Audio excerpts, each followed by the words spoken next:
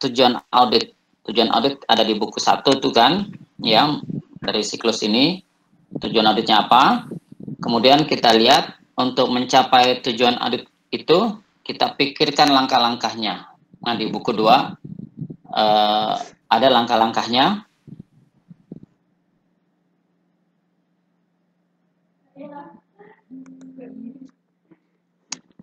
Halo, Assalamualaikum.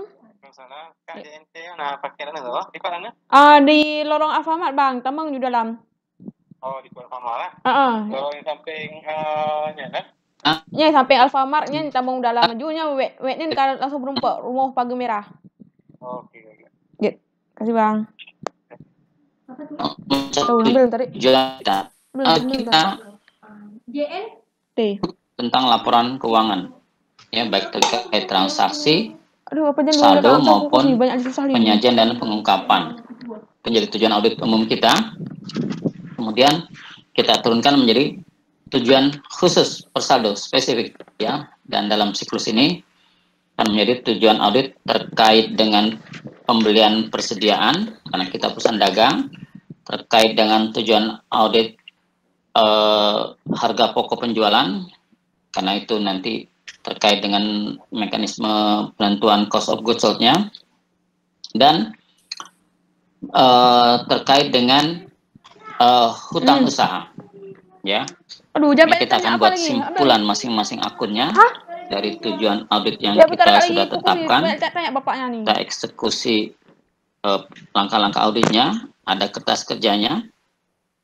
Kita assess apakah kertas kerja kita itu sudah memenuhi kriteria kertas kerja yang menyimpulkan, ya, relevan, reliable, dan cukup, ya, sehingga kita buat kesimpulan kalau memang sudah anggap cukup. Ya, jadi urutannya tujuan audit ada di buku 1, kemudian langkah audit atau prosedur audit ada di buku 2. Setelah itu baru dari langkah audit itu lihat hal yang sudah dilakukan kan ada di buku 2 atau data-datanya. Gitu aja, ya, supaya konsisten setiap kali presentasi seperti itu untuk menunjukkan bahwa audit itu gampang, hanya ikutin aja program auditnya. Dan membuat program auditnya kita udah belajar. Oke, silakan. Siapa? Jadi seperti kata Bapak, kita akan bahas dulu tujuan auditnya, ya, yang akan dibahas oleh rekan saya. Ini mungkin bisa Gabriel yang bacakan yang ini.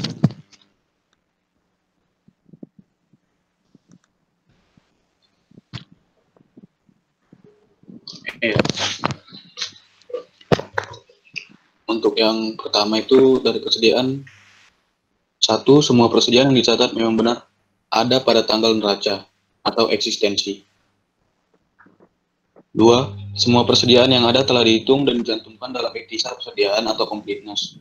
3, semua persediaan milik perusahaan atau ownership.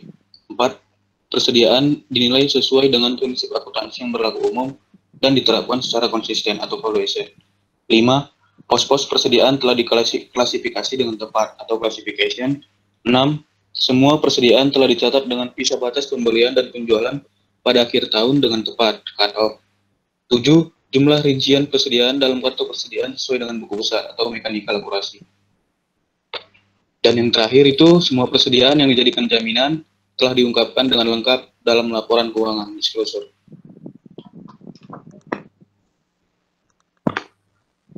Selanjutnya untuk beban pokok penjualan. Yang pertama, ketepatan penetapan laba kotor tergantung pada tepat dan konsistennya penetapan beban pokok penjualan, serta penilaian persediaan dan adanya harga jual yang tepat. Kedua, perhitungan laba rugi khususnya yang berkaitan dengan perhitungan harga pokok telah dilakukan dengan layak, pada dasarnya sesuai dengan prinsip penandingan antara pendapatan dengan biaya-biaya terkait. 3, penyajian harga pokok dalam laporan keuangan harus sesuai dengan sifat harga pokok itu sendiri.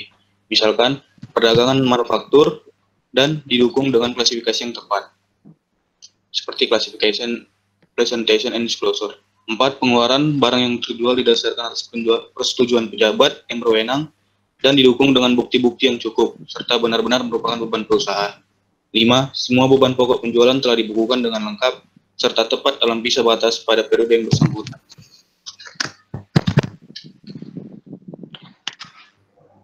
Nah, bisa nggak coba yang tadi tujuan audit yang pertama terkait dengan persediaan, misalnya nih 1, 2, 3, 4, 8 atau 1 barangkali deh. Eksistensi ini langkah-langkah auditnya apa? Mungkin munculkan di program auditnya. Ya, ini kan tujuan. Untuk mencapai tujuan nih, apa yang ada di kepalanya auditor untuk mencapai tujuannya? Benar akan dalam bentuk langkah-langkah kan? Ya, sebelum langkah-langkah itu kita eksekusi nanti. Eksistensi sama completeness. Nah, ini langkahnya apa? Secara teori dulu deh. Kalau memang mungkin bisa seperti meminta daftar posisi, seperti, atau langsung lihat ke program auditnya. Iya Pak, program auditnya Pak.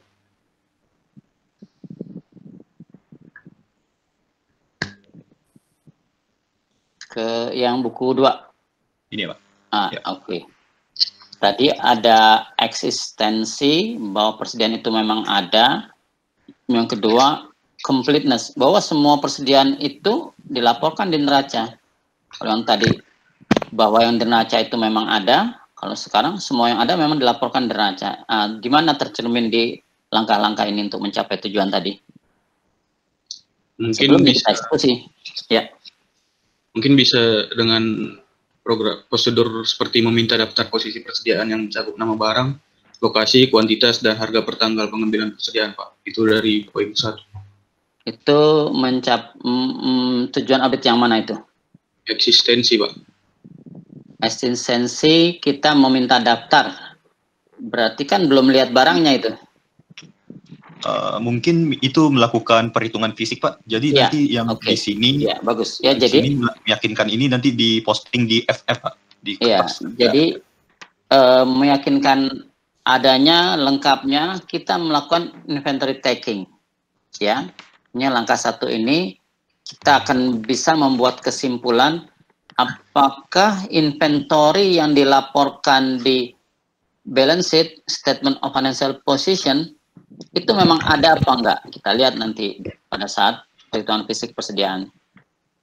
Kemudian pada saat kita perhitungan fisik persediaan, apakah semua barang itu dilaporkan nggak di neraca? Ya, itu kita akan cek. Ya, ada nggak yang ternyata nggak masuk? Ya, artinya perhitungan fisik ini bisa menjawab 2 tujuan tadi. Ya, termasuk ada nggak barang yang ternyata udah rusak sebetulnya, harusnya harganya turun, ya kan kita lihat nanti pada saat kita perhitungan fisik, ya. Mungkin perhitungan fisik belum bisa menjawab apakah barang yang kita lihat pada saat stock opnam tadi milik perusahaan apa tidak. Nah, itu kita mungkin perlu ada tambahan langkah di dalam perhitungan fisik, yaitu melakukan tanya jawab dan juga mungkin melakukan pengecekan dokumen, ya, sehingga bukti perhitungan fisik, bukti tanya jawab, bukti dokumentasi, kita merasa cukup membuat kesimpulan terhadap tujuan yang sudah kita tentukan tadi.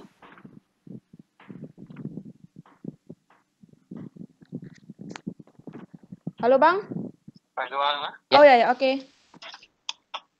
Miftah, bentar deh, di luar. Jadi untuk yang persediaan apa harga pokok, kalau persediaan tadi udah jelas ya, artinya existent, complete, ownership, klasifikasi, cut off, ya, disclosure dan oke.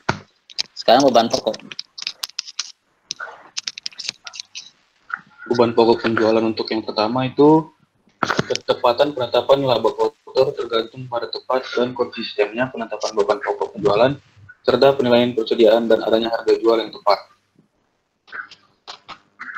2. Perhitungan laba rugi khususnya yang berkaitan dengan perhitungan harga pokok telah dilakukan dengan layak pada dasarnya sesuai dengan prinsip penandingan antara pendapatan dengan biaya terkait.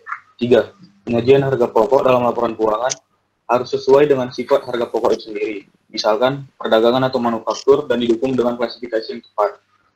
4. Pengeluaran barang yang terjual didasarkan atas persetujuan pejabat yang berwenang dan didukung dengan bukti-bukti yang cukup serta benar benar merupakan beban perusahaan. 5. Semua beban pokok penjualan telah dibukukan dengan lengkap serta tepat dalam visa batas pada periode yang bersangkutan. Saya aja ke sana, bego.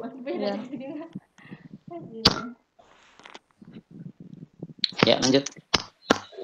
Kewajiban. Semua kewajiban yang ada pada tanggal neraca telah dinyatakan dalam laporan keuangan dengan benar dan lengkap. 2. Hutang yang tercantum dalam laporan keuangan merupakan milik perusahaan. 3. Visa batas telah dilakukan dengan tepat. 4. Diklasifikasikan dengan benar.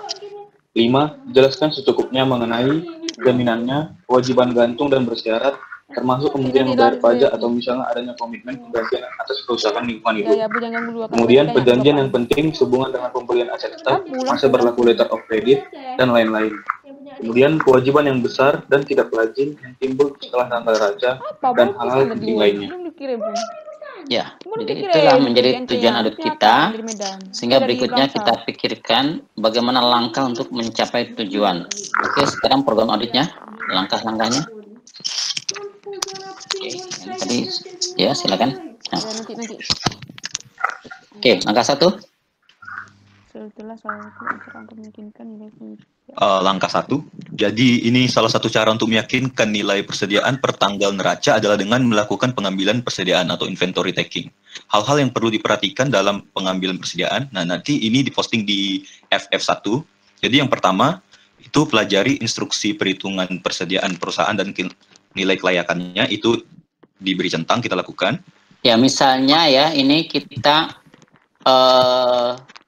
sebelum kita datang ke lokasi, kita minta dulu rencana, kan yang akan melakukan perhitungan fisik itu klien, kita mendampingi, ya.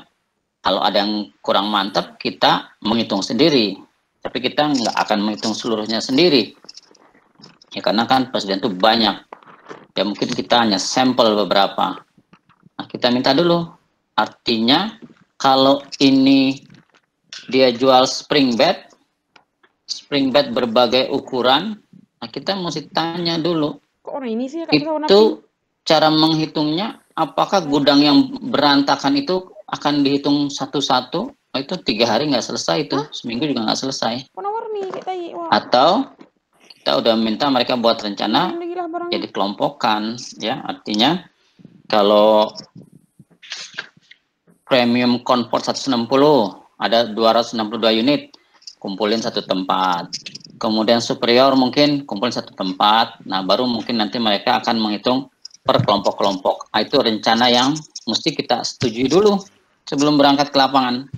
Kalau menurut kita belum efektif, belum efisien, ya mereka minta menyesuaikan dengan usulan kita, ya sehingga pastikan biasanya kita 1 maksimal 2 hari di lapangan, karena kan ada biaya juga itu kan, ya nggak menyita waktu, ya.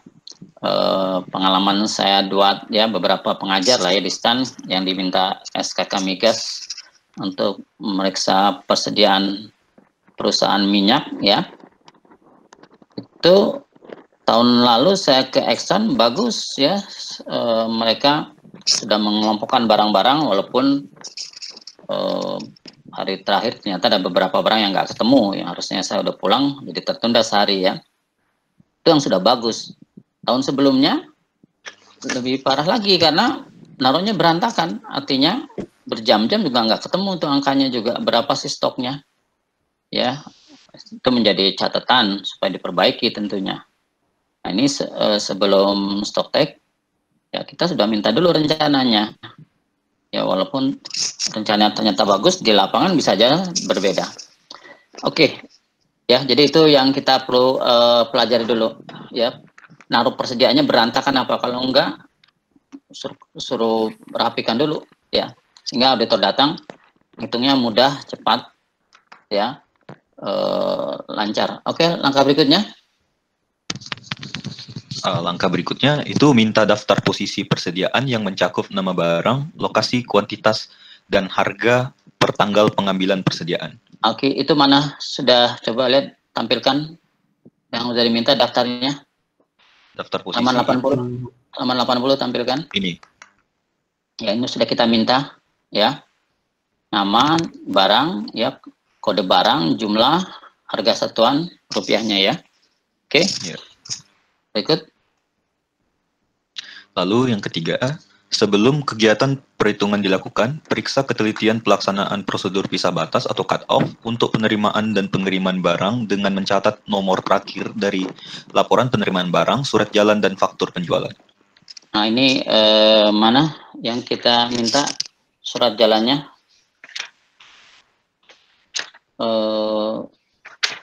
Tanda terima barang, mungkin yang dicoba TOC, barangkali ada tanda tanggalnya. Di TOC, Pak. Coba dilihat di TOC ada itu tanggal berapa itu? TOC 3 ini, Pak. Ya, coba lihat. Itu tanggal berapa itu?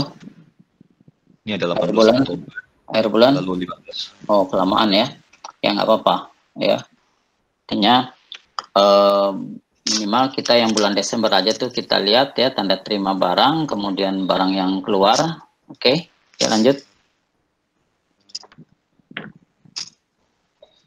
Lalu langkah selanjutnya, apabila selama pengambilan persediaan aktivitas berlangsung terus, pisahkan persediaan yang mungkin akan dikirim hari itu. Ya, ini tentunya perlu kita, ini di Excel apa di PPT, di PDF nih ya? Ini di PDF, Pak. Yang di Excel nggak ada? Oh, di Excel ada, Pak. Ya, bisa, biar bisa langsung dikasih conteng atau kasih referensinya. Nah, ini. Yang ketiga ini. Ya, coba. Ya. Itu ya, sudah diconteng, sudah dikerjakan. Ya, jadi kalau udah dikerjakan, diconteng, kalau ada kertas kerjanya, ya dikasih kode indeksnya, seperti FF1 tadi ya, artinya ada kertas kerjanya. Oke, lanjut. Lalu pastikan bahwa tidak ada pengiriman dan penerimaan setelah tanggal pisah batas berikut, sertakan dalam perhitungan persediaan perusahaan tersebut. Ya, artinya pada saat kita stock taking ya, menghitung persediaan, jangan sampai sudah kita hitung, udah gitu diambil lagi untuk dijual atau datang lagi yang baru, kita jadi bingung nantinya ya, supaya kita bisa misahkan mana yang sudah kita hitung ulang, mana yang sudah kita hitung, mana yang belum kita hitung ya. Oke. Selanjutnya, lakukan observasi atas kegiatan perhitungan di seluruh gudang. Perhitungan dapat dilakukan secara SAM atau terutama untuk barang yang pokok atau material dan mahal. Ya, jadi yang melakukan perhitungan fisik itu kan klien. Auditor mengamati, observasi. Tapi kalau barangnya besar-besar, mungkin auditor perlu ikut atau bahkan menghitung sendiri juga, ya. Apalagi tumpukannya besar gitu, nilai besar, apalagi dalam kotak, ya mungkin auditor perlu minta, tolong dibuka. Ya, kita lihat kodenya. Nah, zaman sekarang mungkin lebih gampang ya. Saya cek di internet, ya cocok nggak nih barangnya dengan kode yang ada gitu kan? Ya, jadi kita datang ke gudang, sudah punya rencana melakukan pemeriksaan fisik oleh klien dan kita sudah setuju, ya kita dampingi. Ya, klien menghitung, oh ini sudah tersusun rapi. 10 ke kiri, 10 ke kanan, 10 ke atas, berarti 100 unit. Kemudian masing-masing sudah sesuai dengan kelompoknya, ya. Karena ini spring bed, mungkin lebih kotak-kotak gitu ya. Hingga kita tinggal mendampingi. Oke, nah kalau kita merasa, oh ini harganya mahal nih, 1 juta lebih 1 unitnya. Mungkin kita perlu mengecek dan menghitung langsung. Coba tumpukannya dibuka, kosong nggak di dalamnya. Coba lihat serinya, betul nggak nih kode barang yang mahal tadi, ya spring bed mahal, sehingga kita lebih mantap, ya. Karena kadang-kadang persediaan perusahaan begitu banyak, ya, tidak mungkin auditor menghitung seluruhnya, ya. Pengalaman saya terakhir bantu SKK, mereka hanya minta 60%. 60% ya kita ambil yang mahal-mahal saja, ya, yang dalam kuantitinya 10.000. Tapi kalau di 60% ini yang besar-besar, paling hanya 800, 900, ya itu bisa lebih cepat. Oke, lanjut. Selanjutnya, waspada dengan penumpukan barang, kemungkinan adanya lubang dalam tumpukan, dan persediaan yang terlihat sudah rusak, tidak laku, atau kurang baik. Di samping itu, waspada juga terhadap barang-barang yang tidak termasuk dalam kategori persediaan. Oke. Lalu selanjutnya, bandingkan barang-barang yang dihitung atau dilihat dengan saldo kartu gudang dan daftar persediaan menurut akuntansi. Itu dicentang. Lalu pastikan bahwa semua instruksi dalam pengambilan persediaan telah dilaksanakan dengan baik. Jadi pelaksanaan instruksinya dicentang. Dan yang terakhir dari bagian yang nomor 1, apabila pengambilan persediaan dilakukan sebelum tanggal neraca, lakukan prosedur penarikan maju atau trace forward ke tanggal neraca. Sedangkan apabila pengambilan persediaan dilakukan setelah tanggal neraca, maka lakukan prosedur penarikan mundur atau trace back ke tanggal neraca dan buat kertas kerjanya. Di sini kami tidak centang. Ya. Lalu ini masuk yang kedua, uji penilaian harga persediaan dengan membandingkan pada faktur atau data lain dari pelanggan. Untuk itu, pilih barang yang bernilai material dalam daftar persediaan. Di sini tidak ada uji harga penilaian. Lalu, perhatikan kemungkinan perubahan sistem dari metode tahun lalu. Kita tidak memperhatikan metode sistem tahun lalu. Ya. Lalu, periksa semua penjumlahan dan perkalian dari daftar persediaan. Itu diperiksa, jadi dicentang. Lalu siapkan schedule utama. Jadi schedule utama yang akan diserahkan kepada klien hasil audit itu nanti di persediaan itu di F di postingnya. Lalu minta daftar persediaan yang mencakup nama barang, kuantitas, dan harga per tanggal neraca serta cocokkan dengan buku besar. Itu dicentang. Lalu lakukan penelaahan analitis atau analytical review untuk melihat kewajaran dari nilai persediaan, misalnya dengan adanya kelebihan persediaan yang disebabkan pembelian yang berlebihan, barang yang penjualannya lambat atau slow moving, atau usang atau obsolete. Nanti di posting di ARP 1.1 itu di modul 1. Lalu pastikan bahwa barang dalam perjalanan telah dibukukan sesuai dengan statusnya, yaitu syarat pembelian seperti pembelian franko gudang si penjual untuk FOB shipping point atau pembelian franko si gudang pembeli untuk FOB destination point. Itu dicentang. Lalu di sini mendapatkan konfirmasi untuk persediaan di luar kompleks perusahaan. Pastikan juga apakah ada bagian dari persediaan yang dijaminkan. Jadi di sini kita tidak ada meminta konfirmasi untuk persediaan di luar kompleks perusahaan. Jadi tidak kita centang. Ya, karena semua persediaan ditaruh di gudangnya perusahaan ya, tidak di luar gudang perusahaan atau gudang sewa, nggak ada ya. Ya. Ya. Lalu di sini pelajari kecukupan pertanggungan asuransi. Di sini kami centang. Lalu yakinkan bahwa perusahaan telah mengadakan penyisihan yang cukup untuk barang-barang yang penjualannya lambat, usang, atau barang scrap. Itu tidak ada penyisihan, jadi tidak dicentang. Lalu pelajari semua perjanjian pinjaman dengan kreditor dengan memperhatikan apakah ada persediaan dijadikan jaminan dalam rangka mendapatkan pinjaman dari kreditor. Di sini kita membahas tentang utang usaha terkait dengan pembelian persediaan, bukan untuk financing. Jadi kita tidak centang. Oke, nah sekarang kertas kerja F. Tadi itu kan ada langkah-langkahnya ya. Coba tampilkan FF1-nya sama TOC-nya, TOC3. Nah, TOC3 dulu dah. Itu mengeksekusi langkah yang mana? TOC3 ini. Ya, balik program audit. Dia mengeksekusi langkah yang mana? Eksekusi tadi yang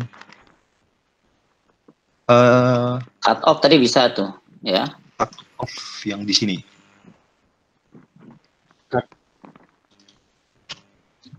Itu kan bisa.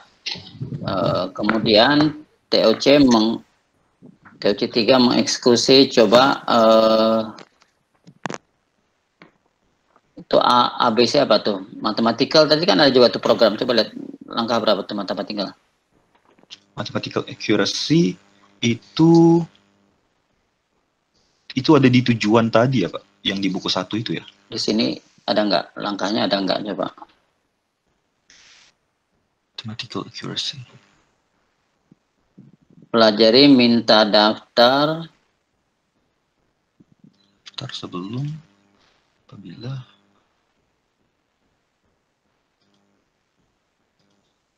berarti dia TOC ini masuk ke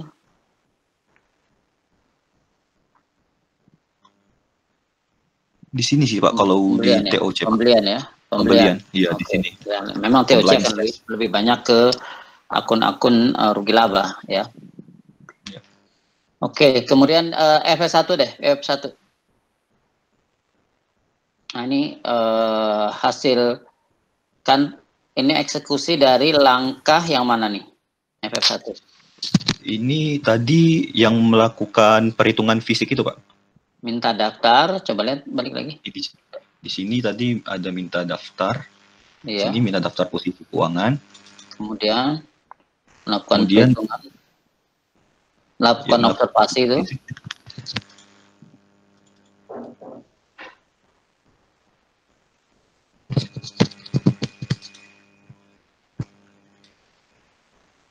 Ya. Kemudian bandingkan apa tuh barang-barang yang dihitung dengan saldo ke gudang. Ya. Berarti eksekusi yang itu ya. Oke, balik ke F1 lagi. Ya, jadi program auditnya sudah ada ya. Nah, inilah hasil eksekusi dari program auditnya ya. Program auditnya 1 stock taking, tapi penjelasannya banyak apa yang dilakukannya ya.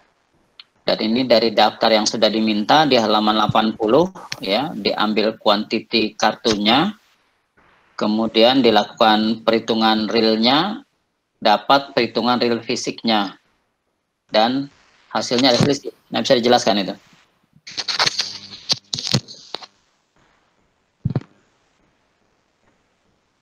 Ya, jadi daftar ini daftar penting nih, daftar dari hasil stock taking ya. Ini seharusnya ada satu lagi daftar yang namanya berita acara pemeriksaan fisik persediaan ya, ditandatangan oleh klien, ditandatangan oleh auditor. Atas dasar itu baru auditor menyalin ke kertas kerja ini ya. Isinya sama, artinya di kartu berapa, fisik berapa, selisih keterangan ya. Hanya ini format kertas kerja audit bentuk standar, yang satu formatnya adalah bentuk berita acara ya, angkanya sama semua. Jadi ini diambil dari yang realnya adalah berita acara pemeriksaan fisik yang ditandatangan oleh auditi dan ditandatangan oleh auditor. Nah, isinya gimana hasil pemeriksaan fisik?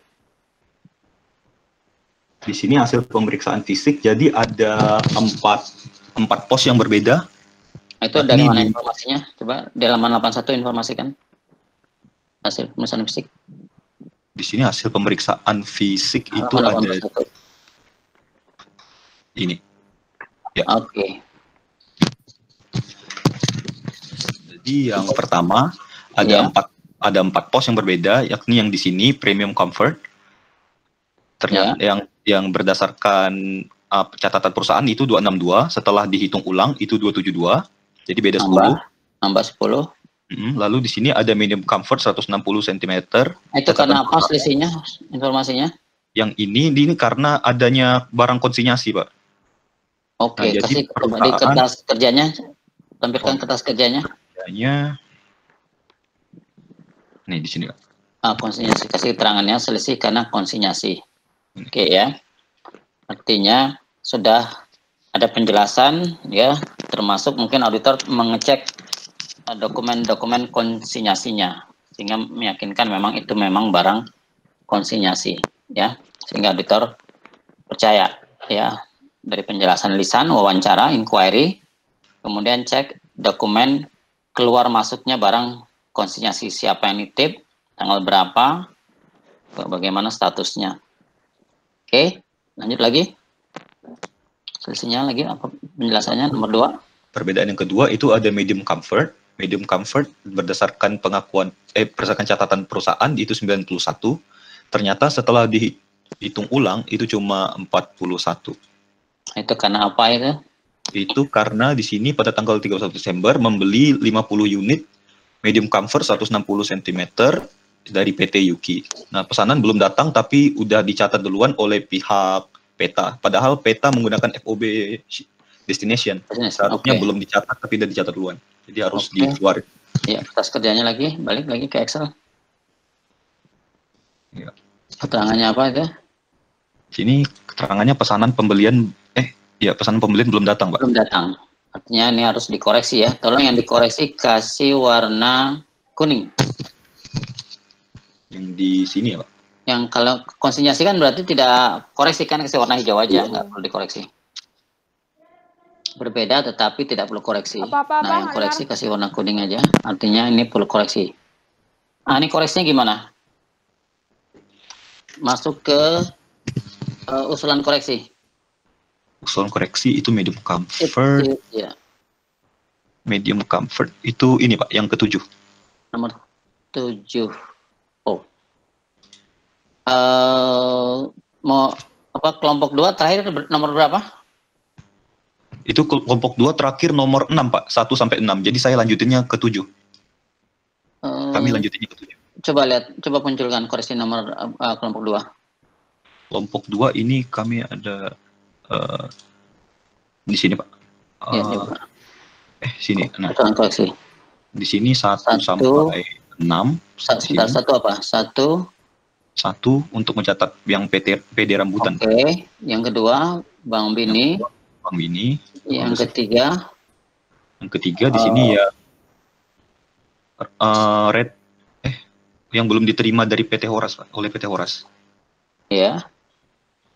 Lalu yang keempat ini catat retur PT Manggis. Iya. Yang kelima ini yang Bang Bini untuk mencatat penerimaan kas setelah dibayar PD Jambu. Sebentar yang kelima. Ini Pak. Coba kelompok 2, coba bisa konfirmasi usulan koreksinya. Halo kelompok 2, wakil kelompok 2, Clarissa. Ya Pak. Terus siapa aja? Ya silakan. Coba. Ya kemarin kan udah dibahas Pak. Yang pertama nomor 1. Nomornya kita samakan ya. Nomornya kita samakan. Coba menurut kelompok 2 nomor 1 apa kemarin koreksinya?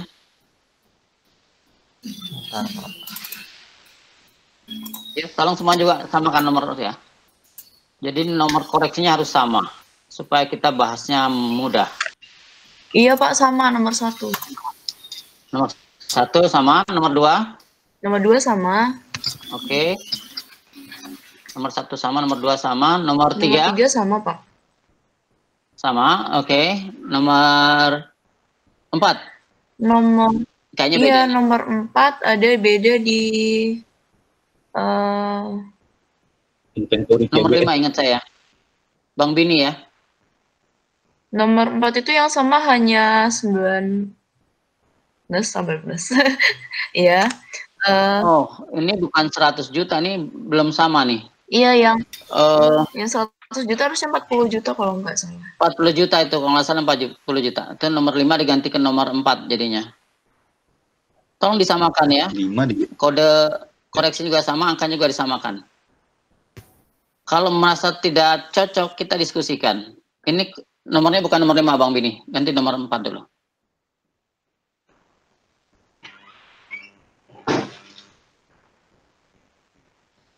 Bukan, nomor koreksinya bukan nomor 5. Nomor koreksinya diganti nomor... Oke. Nggak usah dipindahin. Nggak usah dipindahin. Kasih nomornya aja diganti. Nomor koreksinya diganti. Oh, ini ganti nomor 4. Ganti nomor 4. Ya. Kemudian angkanya berapa kemarin? 40 juta ya? Kelompok 2? Iya, 40 juta. Ya, tolong semuanya, ya semua mahasiswa koreksi ya. Samakan. Oke, kemudian nomor 5 apa koreksinya?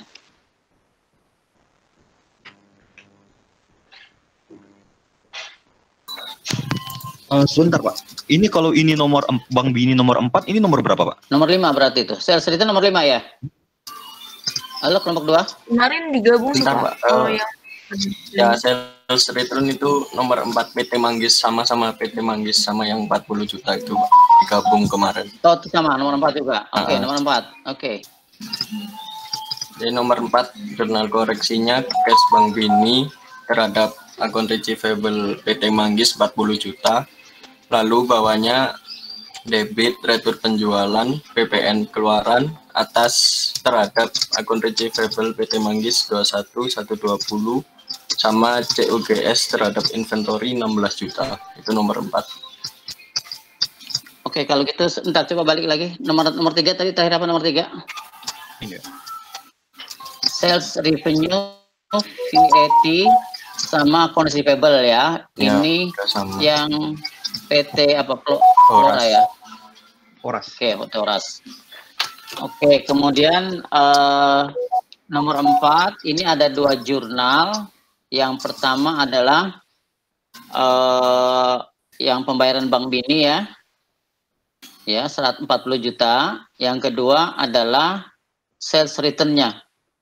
Ini biar nggak membingungkan, kita kasih 2 nomornya aja. Bank Bini nomor 4, yang sales return nomor 5. Oh, ya, biar kita tolong konsistenin ya. Kita sepakat ini nomornya.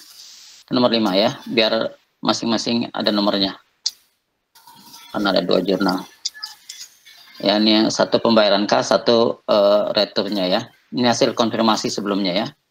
Oke, jadi nomor 4 Bank Bini, nomor 5 sales return ya. Sales return itu ada 2 jurnalnya, itu satu paket memang. Yaitu accounts receivable dan juga cost of goods sold-nya ya. Cost of goods sold-nya angkanya kemarin berapa angkanya? 16 juta. 84 kalau nggak salah nih. 84 yang ini, Pak. Oh, yang atas ya. Oke, yang ini 16 juta. Oh, iya benar, 16 juta. Oke, ya. Sudah, berarti ada 5 nomor ya, tolong kita sepakati ya. Yang ini karena 2 jurnal yang terpisah, kita pisah kasih nomor beda. Ya, karena ceritanya beda. Kalau yang pembelian retur sama cost of goods sold ini kan satu sama ya. Oke, berarti sekarang akan lanjut ke nomor 6 ya. Nomor 6 adalah apa tuh? Izin bertanya mengenai jurnal koreksi yang kemarin itu yang nomor 5 sama 6 bukannya nggak dicatat? Enggak, nomor 6 belum. Kemarin baru 5 nomor. Yang PD Sirsa itu apa itu? Yang mana nih? Ya, itu tuh apa itu? Nomor 6 ini nggak ada nih. Sama yang PD Jawa itu mengoreksi, Pak. Kelompok Kenapa? 2. Kemarin kelompok 2 juga tidak ada koreksi PD Sirsa. Nggak ada, tolong didel. Sama yang ini, Pak, yang PD Jambu itu kemarin kesepakatannya gimana, Pak? Seharusnya lihat giro tidak dikoreksi. Tunggu, kita del dulu ya. Kemarin kan kita sudah sepakat. Oke. Kita balik lagi ya, nomor 1 coba ulang. Nomor 1 koreksi PD rambutan dihapuskan kan? Oke. Nomor 2 kita koreksi flamingo ya. Oke, ya karena kurang ya. Dah. Nomor 3 kita koreksi karena ada yang harusnya nggak dicatat tapi udah dicatat ini kan. Oke, ini yang penghapusan penjualan ya. Sama 84. Kemudian nomor bawah lagi nomor 4. Nomor 4 itu karena belum dicatat yang 40 juta ini kan. Iya. Ya. Kemudian nomor 5 karena ada retur. Udah itu aja yang kemarin. Yang PD Jambu itu nggak ada kan, Pak? Nggak ada. Yang ini yang yang 40 juta ini Pak. Kenapa? Itu PT Manggis bukan PD Jambu. Yang 40 juta itu Manggis, bukan Jambu. Tolong dikasih keterangannya. Ya tolong nih kita sepakati semuanya biar tahap berikutnya kita udah nggak perlu bahas lagi ya. Oke. Jadi ini yang kemarin dari data yang ada ya. Inilah usulan koreksi kita ya, yang sebagian besar memang dari hasil konfirmasi dan sudah kita cek ke rekening koran Bank Bini di modul 4. Dan juga sudah kita cek ke modul 3 terkait dengan harga pokoknya, ya terutama tadi harga pokok yang superior comfort 160 itu ya.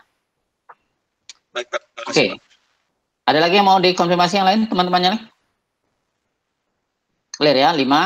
Nah, sekarang kita koreksi ke modul 3, kita mulai dari nomor 6. Ya, silakan.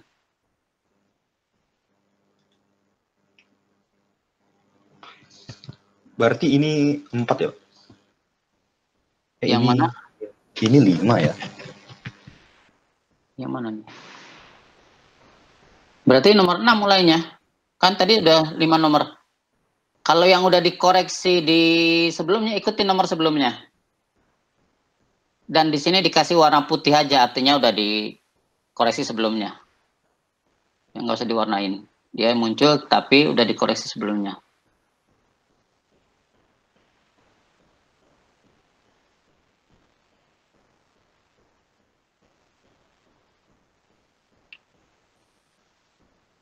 Ya, kasih warna putih aja ya, putih aja, artinya tuh sudah dikoreksi sebelumnya. Ini Pak? Ya, kasih warna putih semuanya. Di usulan koreksinya kasih warna putih, seluruh usulan koreksinya, seluruh nomor itu, ya itu semua diblok aja. Terus atas lagi. Ini juga? Ya itu juga itu putih. Artinya sudah dikoreksi di sebelumnya ya. Oke. Berarti sekarang mulai dari nomor 6. Ya. Nomor 6 itu tadi terkait dengan convert ya, medium convert 160 ya, PT Yuki ya. Coba lihat kertas kerjanya. Yang F1. Yang ini, Pak? Ya, itu yang kuning 50 itu kepada siapa tuh yang 50 tuh? Yang 50 tadi itu yang ini, yang dari PT Yuki. Oh, PT Yuki. Oke. Ya. Ya. Berarti nomor 6 itu ya. Oke. Ya. Gimana usulan kosnya? Balik lagi ke ini. Perbedaan yang pos yang ketiga yang beda itu superior comfort 180 cm berdasarkan catatan perusahaan itu 85, rupanya setelah dicek ulang ada 95.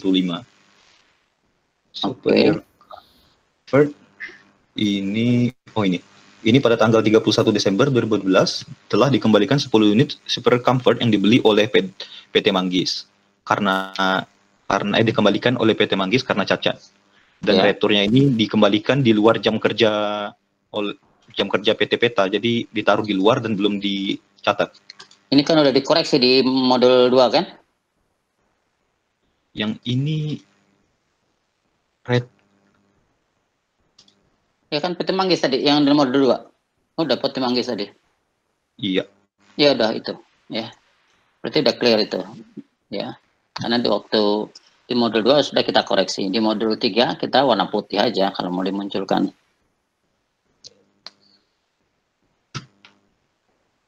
Oke, berarti yang kuning pertama yang sisi 50 itu pembelian belum datang. Ini kita koreksi nih.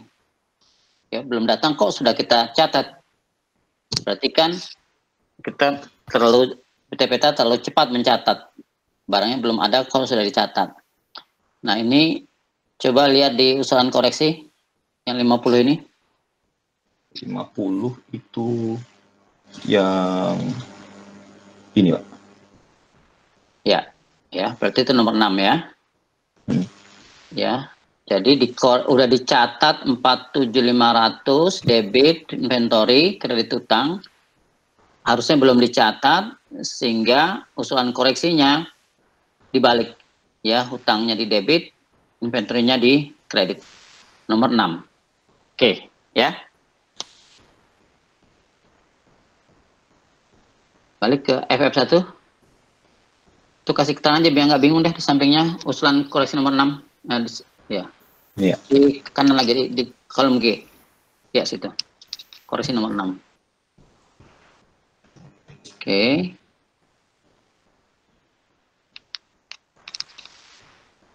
Nah, kemudian yang minus 10 itu? Minus 10 itu yang ini, Pak, yang nomor 4, retur. Ya, artinya kasih keterangan udah koreksi nomor 4, ya. Sebelumnya sudah dikoreksikan. Oke, berarti itu masuk di modul 2 ya. Oke, berikutnya ini gimana ceritanya? Coba lihat keterangannya. Keterangan di sini Yang di sini yang terakhir itu yang Superior Comfort Plus 160 cm. Berdasarkan pencatatan perusahaan itu 77, ternyata setelah diulang itu 72. Jadi itu ada keterangannya apa? Pada tanggal 28 Desember telah diambil 5 unit Superior Comfort Plus 160 cm untuk promosi, Pak. GBR BCA. Ya, artinya auditor mendapat penjelasan bahwa oh ya ini catatannya memang lebih besar, fisiknya lebih sedikit karena ternyata udah pernah keluar dari gudang hanya belum dicatat. Dan keluar dari gudang itu untuk promosi, nggak balik lagi kan. Sehingga harusnya udah dikeluarkan dari catatan perusahaan. Nah, usulan koreksinya gimana? Usulan koreksinya itu yang 5 ini Pak, yang nomor 7. Iya, nomor 7 sebelumnya belum dicatat kan? Belum. Oke, tapi harusnya dicatat biaya promosi ya, promotion expense pada inventory. Oke. Sehingga usulannya promotion expense pada inventory. Oke, clear ya. Kasih koreksi nomor 7. Oke. Jadi hasil stock of 6 ya memberikan usulan 4 koreksi ya, termasuk yang sudah 3 koreksi, termasuk yang sebelumnya udah dikoreksi di modul 2. Plus 1 catatan bahwa selisih 10 unit ada barang konsinyasi. Saya tidak perlu ada koreksi apa-apa. Oke, kemudian F-nya kesimpulannya apa? Kesimpulannya di sini. Coba lihat program auditnya. Program audit? Maksud ya. Di F bawahnya itu kan ada buat kesimpulan. Coba lihat. Paling bawah pelajari semua.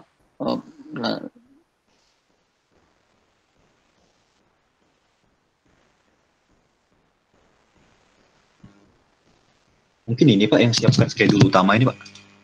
Iya, ini harusnya termasuk buat kesimpulannya ya, minta schedule utama. Ya, ini schedule utama harusnya buat kesimpulan juga di sini sekaligus ya. Di situ belum ada ya. Apa yang bisa disimpulkan dari persediaan ini? Oh, di sini Pak. Saya ada tulis di sini. Oh, sudah di situ ya. Oke, ya. Jadi di sini menurut pendapat kami, saldo persediaan telah disajikan secara wajar dan sesuai dengan standar akuntansi keuangan yang berlaku umum. Oke, dasar auditor membuat wajar, apa buktinya? Bukti auditnya? Bukti konfirmasi bukti pemeriksaan fisik.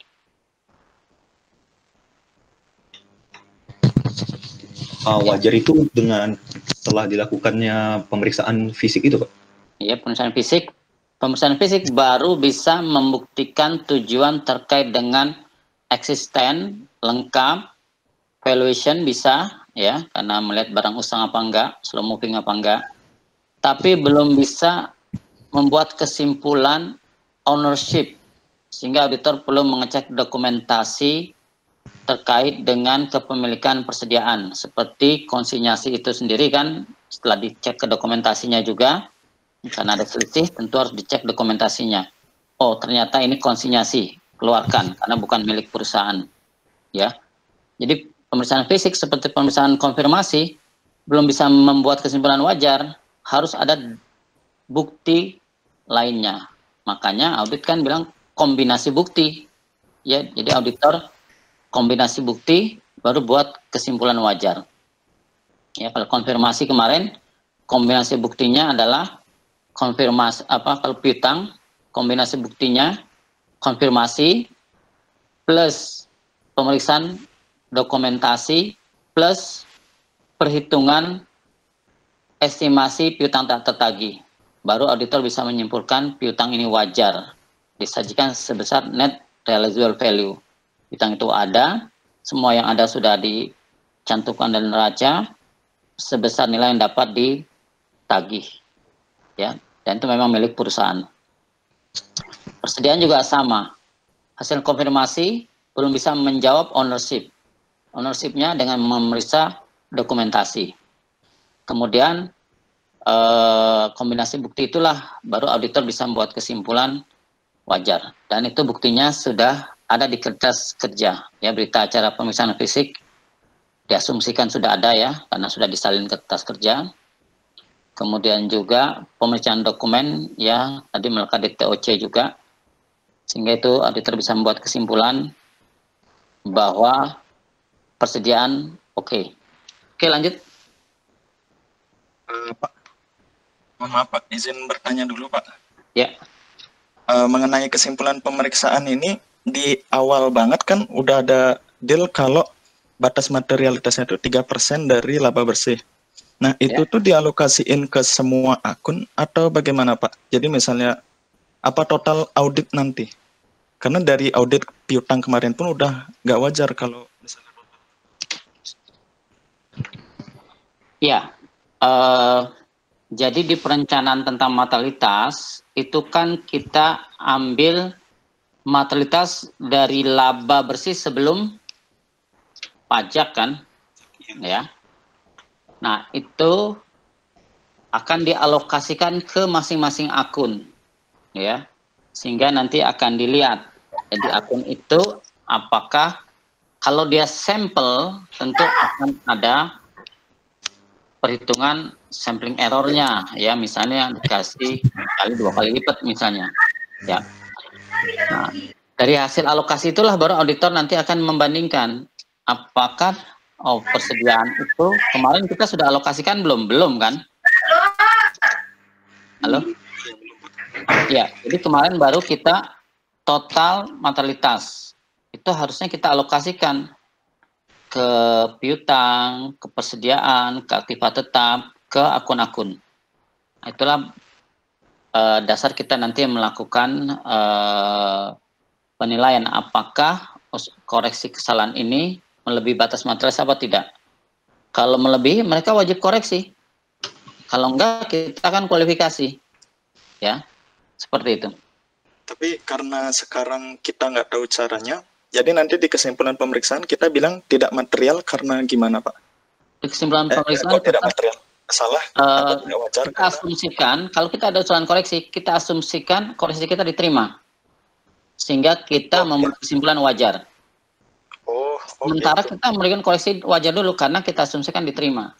Nanti pada akhir audit kan kita akan bertemu sama klien. Kita masukkan di modul 9 itu kan ini daftar koreksinya. Silakan pelajari, silakan kasih komentar. Nanti kita mungkin ada dispute. Ya. Oh, ini nggak sepakat, nggak sepakat. Ya kita lihat. Kalau menurut kita benar, dan mereka tidak memberikan bukti yang meyakinkan kita, ya kita akan kualifikasi karena nilainya material. Begitu tahapannya nanti pada saat exit meeting. Tapi kalau pada saat exit meeting mereka terima, ya udah nggak ada cerita materialitas lagi. Ya, cerita materialitas akan muncul pada saat usulan koreksi ditolak. Oke, lanjut. Pak, lagi satu Pak. Silakan. Tadi yang penarikan barang untuk Gebiar BCA itu bukankah seharusnya kita pungut PPN, Pak? Iya, memang ini untuk disederhanakan karena ini sifatnya promosi ke orang lewat, ya. Pertanyaannya menanggung PPN-nya siapa, ya? Ini biasa kalau promosi orang lewat dapat door prize, memang harus bayar pajak dulu gitu kan? Ya memang itu harus dihitung, tapi sementara ya dilewatkan dulu itu. Ya. Oh ya, makasih ya, Pak. Ya. Ya, jadi kita berusaha simpulkan persediaan wajar dengan usulan koreksi yang ada. Ya, nanti kalau usulan koreksi nggak diterima, kita larikan ke batas materialitas. Kalau material kita kualifikasi. Laporan keuangan wajar kecuali persediaan kita tidak bisa meyakinkan. Begitu kalimatnya. Oke, lanjut.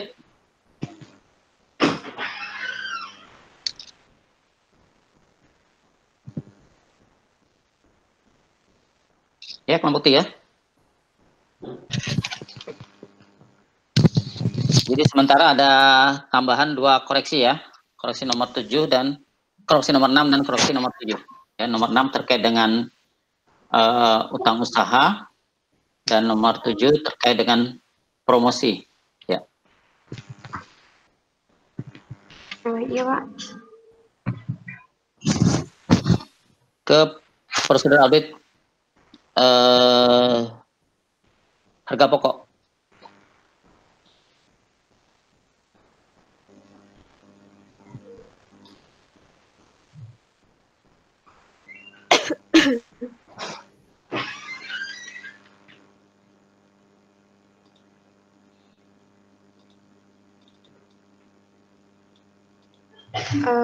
Selanjutnya yaitu untuk beban pokok penjualan, kita melakukan perbandingan setiap jenis dan struktur beban yang termasuk harga pokok penjualan atau COGS dalam tahun yang diperiksa dengan tahun lalu. Analisis sebab naik turun yang mencolok, perhatikan klasifikasi beban yang dilakukan oleh perusahaan, dan minta penjelasan bila terdapat perubahan yang material. Untuk ini sudah diposting di RP3, Pak. Oke, dari awal kita sudah itu buat ya. Ini ya, sebetulnya kalau mau detail bisa lagi dibuat oleh auditor ya, per kelompok jenis produk ya. Sehingga bisa lebih tajam nanti analisisnya, ada nggak yang aneh dari masing-masing kelompok produk tersebut ya. Tapi karena ini barangnya sedikit dan tidak banyak, terus tidak ada masalah, auditor mungkin merasa nggak perlu. Oke, cukup yang umum tadi. Ya, lanjut. Nah, selanjutnya itu menghitung rasio dari COGS, terus bandingkan dengan tahun lalu, dan tulis kesimpulannya. Ini juga sudah diposting di RP3. Kemudian yang terakhir, yakinkan bahwa harga pokok produksi atau COGM-nya sudah dicatat berdasarkan perhitungan yang didukung oleh. Nah, ini tidak ada, Pak. Oke. Ya, ini itu pemeriksaan pembelian. Itu melakukan pembandingan pembelian tahun berjalan dengan tahun lalu, serta dapatkan penjelasan bila terdapat perbedaan yang material. Ini juga sudah diposting di RP3. Selanjutnya, lakukan pemeriksaan kebijakan dan prosedur pembelian dan retur pembelian. Apakah ada penyimpangan yang merupakan compliance test. Ada di TOC3. Ya, tunjukkan. TOC3-nya tolong tunjukkan. TOC3 kan dikerjakan di modul 3 ini ya. Ya, Pak. Nah, itu ngambil datanya dari mana tuh? Ini ambil datanya itu yang dari modul 3 buku 1, Pak. Dari purchase order yang dilampirkan, Pak, dokumen-dokumen ini. Order yang lampiran yang terakhir itu, ya. Itu diambil sebagai dasar untuk menguji test of control ya, dan substantive test of transaction ya. Oke. Ya, tampilkan lagi Excel-nya. Ya, jadi itu ada berapa tuh? 1, 2, 3, 4, 5 ya. 5 transaksi ya. 5 transaksi, apa yang dicek oleh auditor ini? Yang dicek itu ada yang sampai F ini, Pak. Ya. Apa pertama ada critical accuracy. Ya. 2 ada kelengkapan bukti pendukung. Yang ketiga ada otorisasi. Yang keempat ada posting kartu stok. Yang kelima ada posting ke buku besar kesediaan dan hutang. Lalu yang keenam ada posting subbuku besar hutang. Oke, sekarang coba yang pertama, mathematical accuracy. Coba ambil satu invoice-nya. Ambilkan. Invoice yang... Tagihan dari supplier ada nggak? Itu apa sih lampirannya? Dokumen yang dilampirkan itu order pembelian, kemudian laporan penerimaan barang, kemudian bukti pengeluaran bank.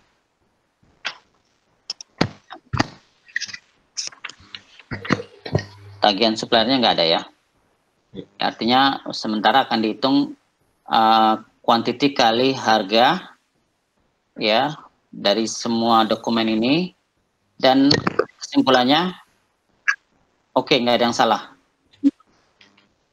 50 kali 1.050, 52.500, 20 kali 1.600, 32, 10 kali 2 juta, 20, total 104.500, tambah PPN, total 114.950. Oke, Balik lagi ke Excel.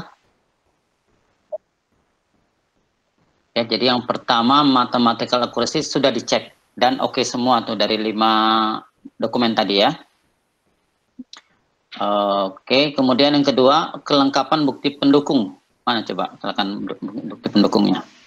Balik lagi ke dokumen. Yang ini order pembelian. Kemudian habis order pembelian nomor 6, coba kode order pembelian nomor berapa nih? Order pembelian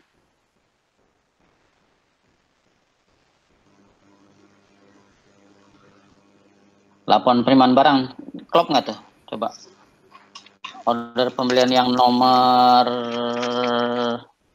060 coba, yang PT Yuki 060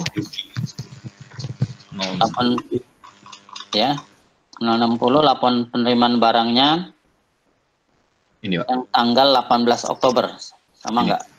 Ya, ya sama berarti ya.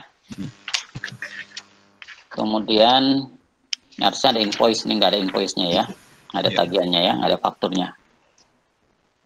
Oke ya, dianggap itu sama, yang diorder memang yang diterima barangnya ya, itu juga mungkin nanti yang akan ditagih dan yang akan dibayar ya. Oke, balik lagi ke Excel-nya. Yang ke C apa? Yang ke C itu otorisasi. Otorisasi, coba lihat bukti bank. Disetujui oleh siapa? Ya, ini semua pengeluaran bank ada yang menyetujui ya, yang tanggal 10 Desember disetujui ada oleh Pak Agus. Pak Agus apa nih jabatannya nih? Pak Agus itu ya orang keuangan PT Peta lah ya. Ya, oke. Kemudian ya semuanya disetujui. Artinya dan ini mengacu kepada SOP-nya perusahaan. Artinya pembayaran sampai batas tertentu mungkin cukup si A. Kemudian melewati batas tersebut si A dan si B dan seterusnya. Oke, balik lagi ke Excel lagi. Apalagi dicek auditor? Yang ke D, posting kartu stok. Posting kartu stok. Nah, ini coba kita lihat ya. Ini penerimaan barang tanggal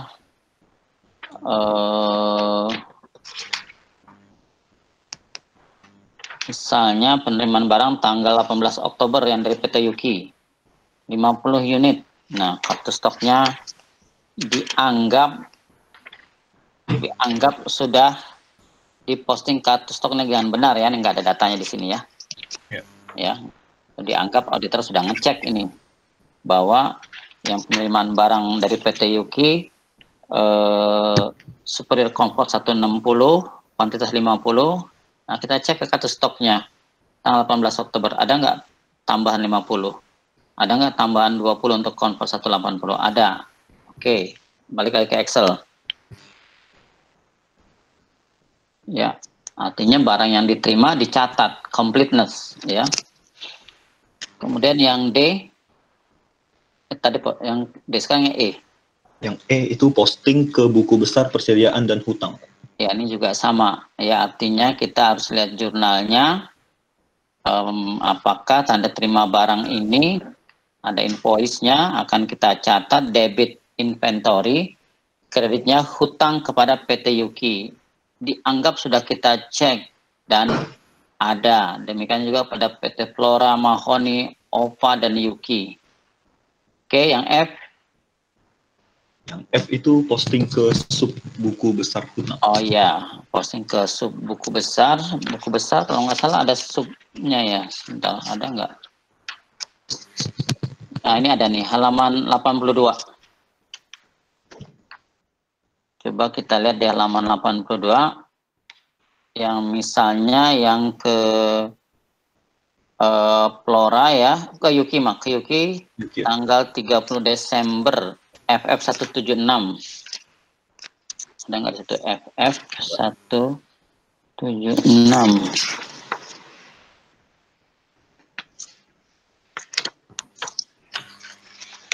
Pembelian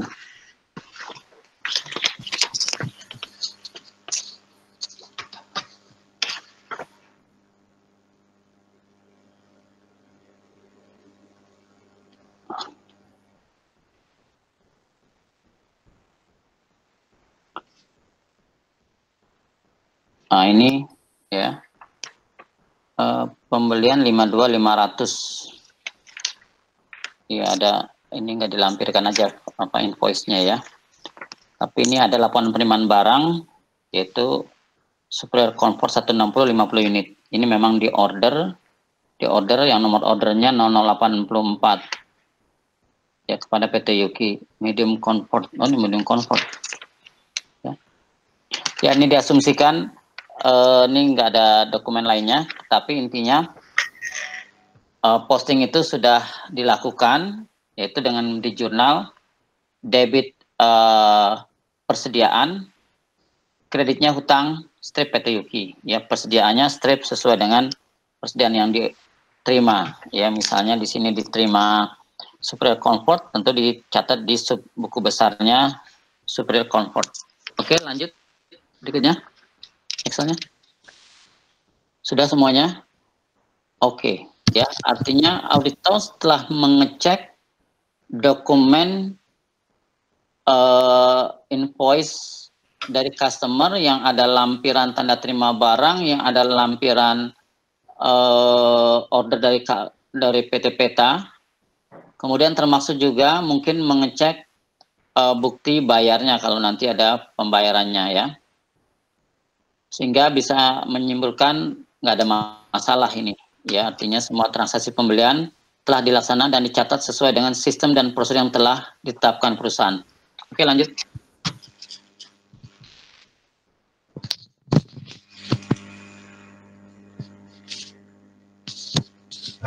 Selanjutnya itu lakukan pemeriksaan terhadap pembelian dari pihak yang mempunyai hubungan istimewa atau afiliasi, terutama untuk penetapan harga beli dan jumlah transaksi selama tahun berjalan. Dilakukan ini? Tidak ada, Pak. Kemudian, enggak, Pak. Oke, karena nggak relevan ya, memang nggak ada ya? Ya.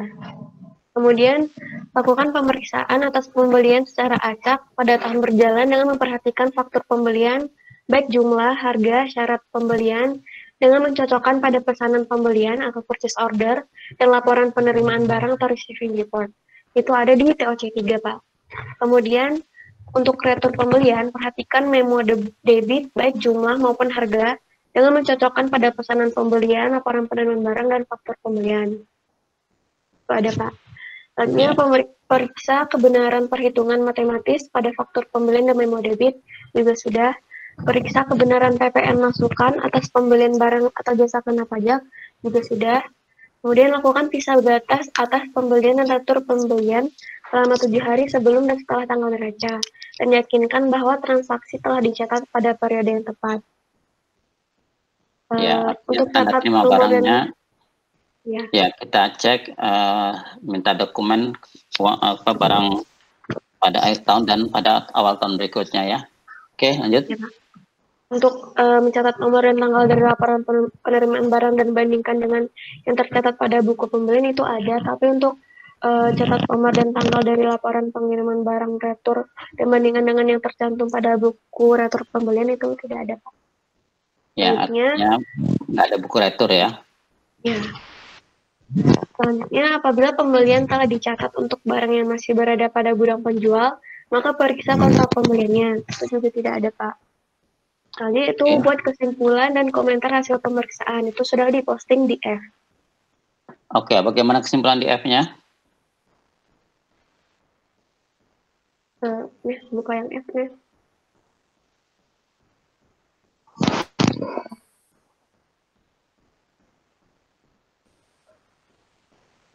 Untuk yang di F itu, kelompok kami menyimpulkan bahwa menurut pendapat kami, saldo persediaan telah disajikan secara wajar dan sesuai dengan standar akuntansi keuangan yang berlaku umum. Dilakukan penyesuaian tadi ya, sesuai dengan bukti yang ada ya, bukti konfirmasi, bukti tanya jawab, bukti dokumentasi ya, sehingga auditor merasa punya cukup bukti yang menyimpulkan sehingga bisa menyimpulkan wajar. Oke, lanjut.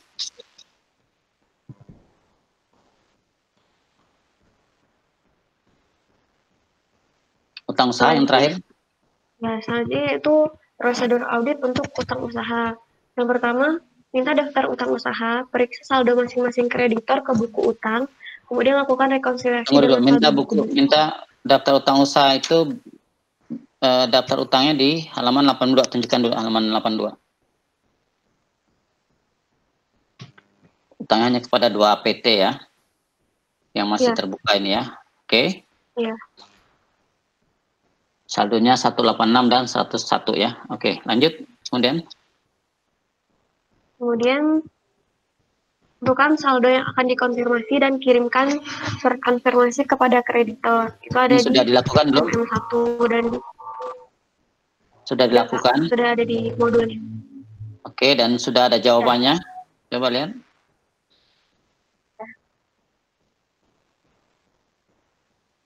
Lihat rekap jawaban konfirmasinya. Kapitulasinya aja. Kertas kerjanya aja. Yang M kali ya. M11 kali. M11. Nah, ini dia. Ya, ini sudah dikirim konfirmasinya. Dan menjawab dua-duanya ya. Nah, apa nih kesimpulannya nih? Ada yang confirm balance, ada yang report differences itu. Yang confirm nggak masalah, oke, clear. Yang Yuki, nah gimana ceritanya nih?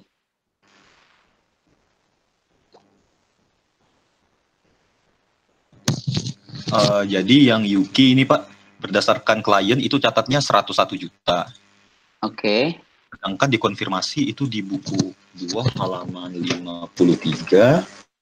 Nah, di sini Yuki, mereka bilang kalau yang mereka catat itu bukan 101 juta, tapi 138.500.000. Iya. Nah, jadi karena itu di MM1.1 kita posting perbedaannya di sini 138 juta dikurang sama yang dicatat oleh pihak peta 101 juta. Jadi selisihnya 30.500.000. Oke. Nah, ini koreksi apa tidak? Ini yang dikoreksi itu yang di sini, Pak. Bukan yang Yuki.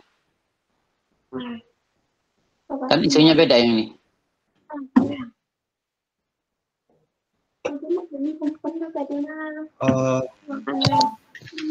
Yang di sini.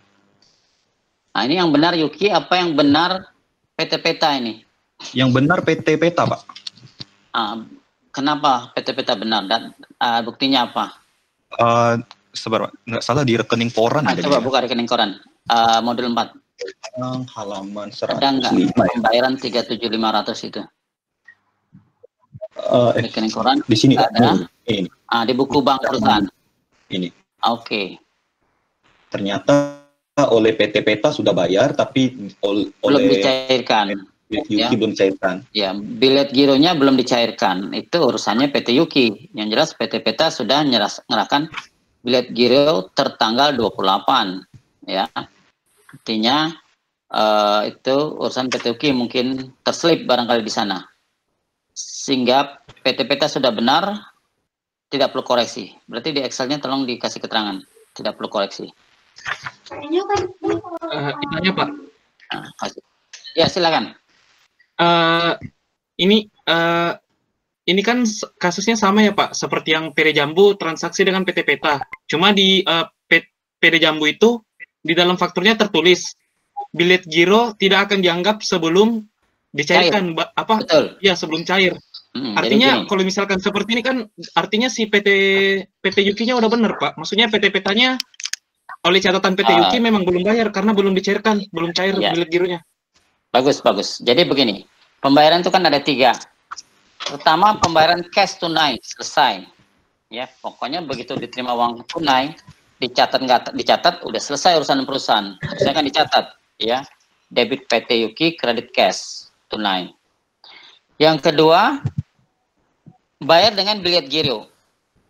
Yang ketiga, bayar dengan cash check, ya, cek cash. Itu bilet giro sama cek itu dua hal yang beda. Kalau bilet giro, lihat tanggal bilet gironya. Hari ini tanggal 14 Juli. Kalau saya tulis bilet giro tanggalnya 20 Juli, hari ini orang yang terima bilet giro saya datang ke bank, cairkan, nggak akan dicairkan oleh bank. karena tanggal bilet gironya tanggal 20 Juli. Terus bedanya. Yang kedua, cek. Hari ini tanggal 14 Juli. Saya tulis cek tanggal 20 Juli. Hari ini datang ke bank, cair. Ya, jadi dua model pembayaran yang berbeda. Karena kalau cek tanggal berapapun, kalau datang ke bank, cair. Itu aturan BI-nya. Tapi kalau bilet giro, lihat tanggalnya. Ya, sehingga dalam praktek orang biasanya sudah ngasih bilet giro langsung 10 lembar. Tiap bulan tanggal 2 bulan Juli, tanggal 2 bulan Agustus, tanggal 2 bulan November, September, segala macam. Sehingga mereka cair sesuai dengan tanggalnya. Nah, balik ke piutang yang kemarin, modul 2, itu bilet gironya tanggal 2 Januari 2013. Sehingga belum cair, belum terjadi pembayaran. Clear. Nah, sekarang bilet giro yang terbitkan oleh PT Peta. Tanggal bilet gironya tanggal 28 Desember. Udah boleh cair. Kalau PT Yuki belum cairkan, itu urusan PT Yuki. Barangkali dia nggak sempat atau dia terselip.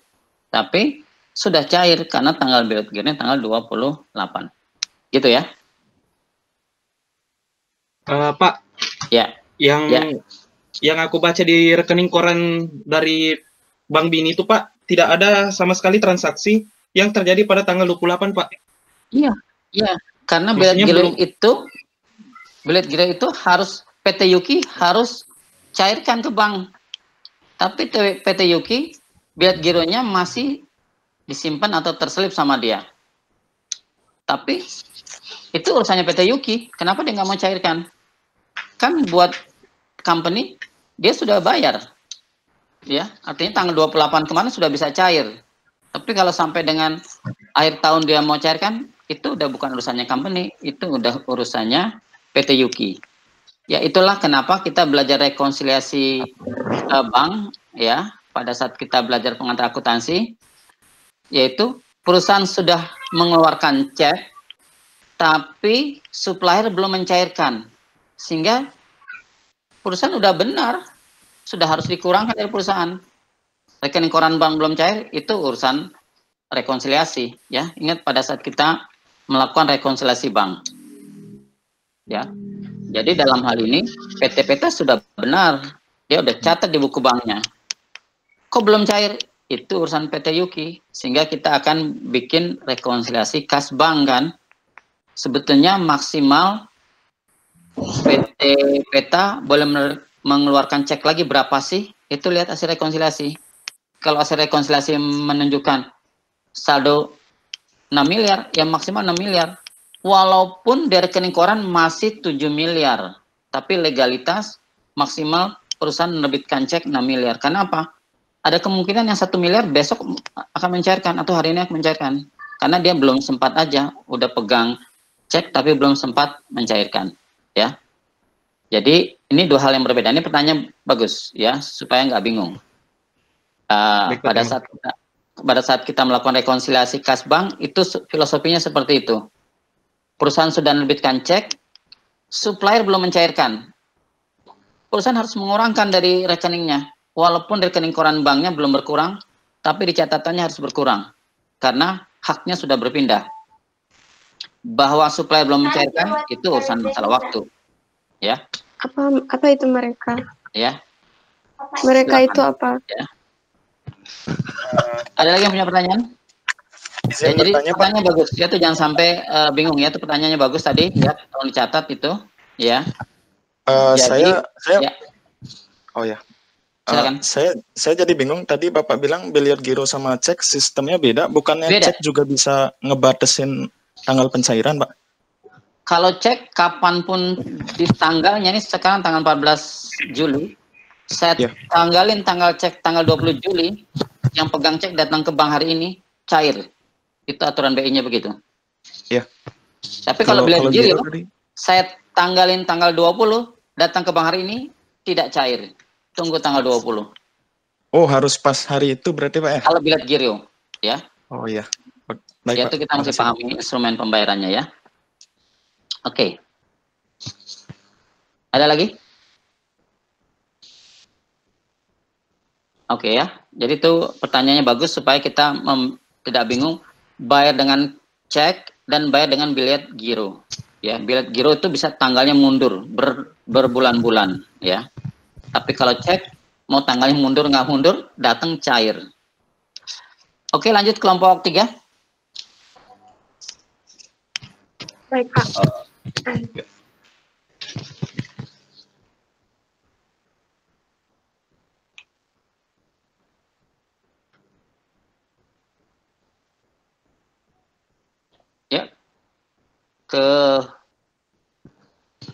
Lanjut. Artinya yang selisih PT sudah benar, tidak perlu koreksi, ya.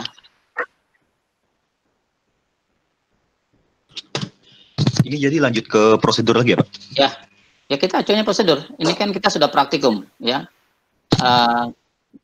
Gampang kalau auditnya, kita ikut prosedur aja. Kalau kita mau tambah-tambah, kita nggak mau eksekusi, ya nggak mau eksekusi karena kasih keterangan nggak relevan atau nggak material, ya. Jadi ya segampang itulah ngauditnya, ya. Bikin program auditnya yang susah. Oke, lanjut. Lalu prosedur selanjutnya.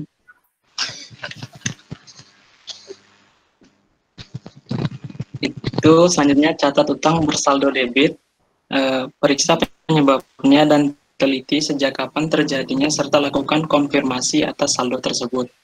Itu tidak ada saldo debit. Lalu tidak ada ya, karena memang dalam praktek kalau company punya hutang ke 200.000 customer, ada kemungkinan saldonya nggak kredit salah satunya karena mungkin kelebihan bayar atau udah ngasih DP, ya, sehingga itu sering terjadi, sehingga auditor perlu aware.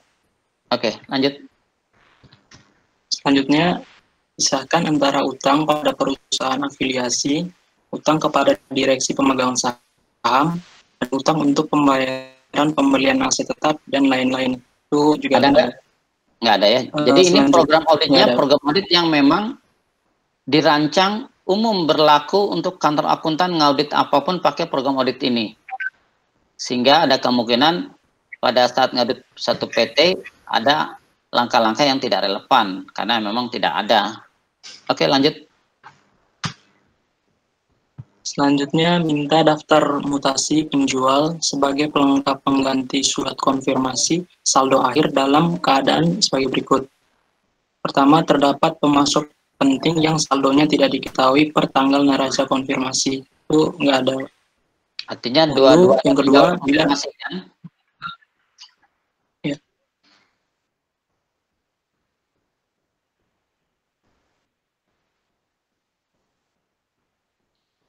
ya, jadi karena dua-duanya konfirmasi berarti nggak ada masalah, ya. Oke. Lanjut. Lalu selanjutnya, bila saldo akhir akun utang diragukan, itu juga nggak ada. Lalu selanjutnya, bila pengendalian internal atas pembelian dianggap terlalu lemah, itu nggak ada juga. Kemudian kasus selanjutnya, teliti setiap selisih yang ada antara balasan surat konfirmasi dengan saldo menurut buku utang. Itu ada dan diposting di MM1.1. Tadi selisihnya yang mana? Yang PT Yuki aja kan? Ya, yang PT. Udah clear ya, yang PT Yuki udah clear, selisih sudah kita bisa telusuri. Perusahaan sudah bayar melalui bilet giro tertanggal 28, sehingga sudah selesai oleh perusahaan, tinggal PT Yuki aja kapan-kapan ada waktu dia cairkan. Lanjut. Selanjutnya, bila konfirmasi tidak dijawab, maka lakukan alternatif prosedur dengan memeriksa faktur daftar mutasi dari pemasok serta melakukan uji terhadap pembayaran setelah tanggal neraca. Itu juga diposting di MM1. Oh, nggak ada itu. Konfirmasi kan dijawab semua kan? Itu hapus itu. Oh, iya. Itu udah dijawab semua. Ya. Kemudian? Selanjutnya, bila konfirmasi dilakukan atas saldo sebelum tanggal neraca, agar mendapatkan keyakinan tentang kebenaran saldo utang usaha pada neraca, maka perlu dilakukan prosedur tambahan ini seperti juga tidak relevan karena kita melakukan pertanggalan neraca. Ya, ini nggak relevan, nggak digunakan. Oke, lanjut. Periksa. Lalu periksa periksa persoalan lama yang belum terselesaikan dan selidiki mengapa sampai terjadi persoalan tersebut. Nggak ada persoalan utang ya? Nggak ada persoalan lama utang ya? Oke. Ya. Lanjut. Selanjutnya lakukan tes subsequent payment dan uji pisah batas atau tes cut off untuk pisah batas tanggal neraca. Nah, ini coba lihat. Pembayaran setelah tanggal neraca seperti juga piutang ya. Ada nggak peta bayar setelah tanggal neraca? Oh ada. Ya untuk meyakinkan auditor, memang hutang per tanggal tersebut memang ada buktinya ada pembayaran setelah tanggal neraca ya. Oke. Padahal sih sudah konfirmasi, sudah dijawab, sudah clear. Sebetulnya ini nggak perlu. Oke. Ya lanjut. Lalu buat kertas kerja dan kesimpulan hasil pemeriksaan. Oke, apa kesimpulannya?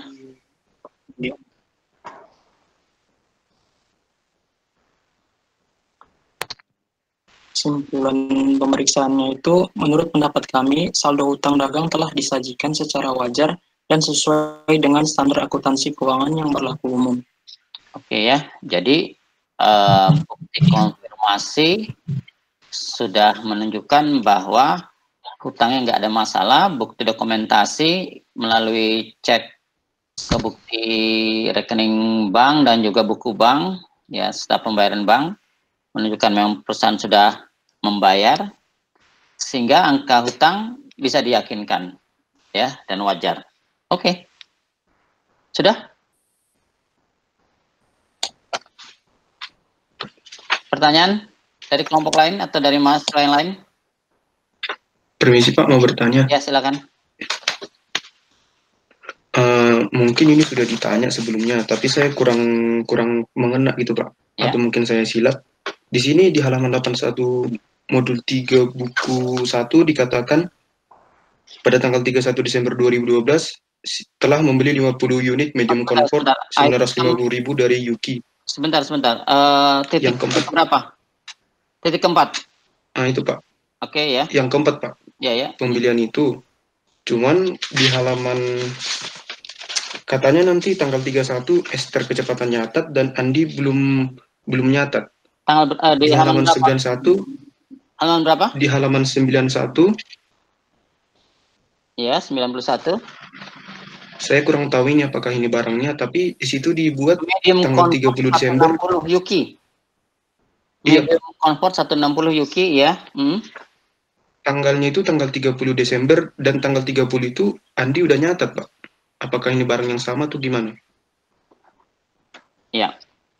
Jadi di sini pada tanggal 31 Desember telah membeli 50 unit medium comfort dari PT Yuki.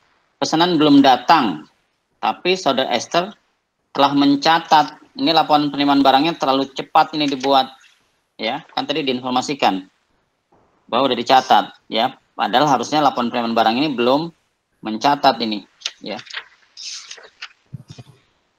Jadi laporan penerimaan barang yang perlu dikoreksi nih, ya, karena barangnya belum datang kok sudah muncul laporan penerimaan barang, ya. Karena kalimatnya bahwa barangnya belum datang, ya. Tapi Saudara Esther telah mencatat, terlalu cepat mencatatnya. Sementara orang gudang nanti kalau barang udah ada baru dia terbitkan tanda terima barangnya, ya. Ini tanda terima barang diketahui oleh Andi. Ini laporan penerimaan barangnya kurang tepat ini, ya. Harusnya laporan penerimaan barangnya tanggal di Januari 2013. Ya.